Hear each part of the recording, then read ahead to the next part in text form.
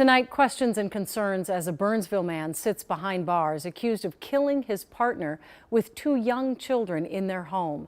Prosecutors highlighting his history of violence.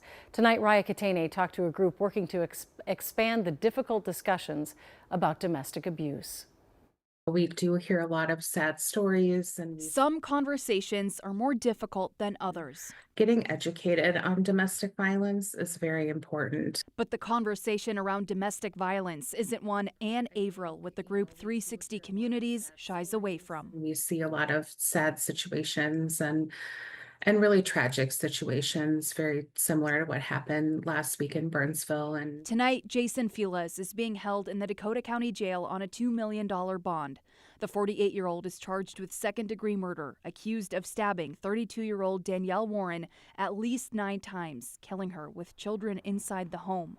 The Dakota County Attorney's Office says Filas has a history of domestic violence and recently violated a domestic abuse no-contact I order. think the biggest thing that comes up for me is how do we do something different and how do we do something better for the people in our community? And 360 Communities provides emergency housing, advocacy training, and free and confidential services. ultimately, the goal is to help people with feeling safe.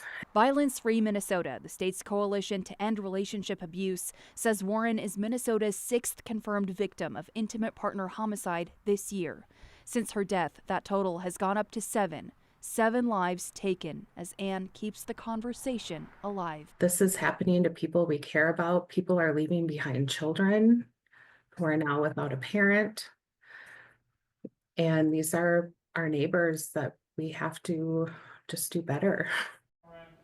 Filas is scheduled for a court appearance in a couple of weeks on May 27th. And meanwhile, Ann tells me the biggest message she has for any survivors or people impacted by domestic abuse is this: you're not alone, and there are people who are ready to help. This is the Minnesota Day One Crisis Line. It is available 24/7 if you need help with domestic and sexual violence or trafficking.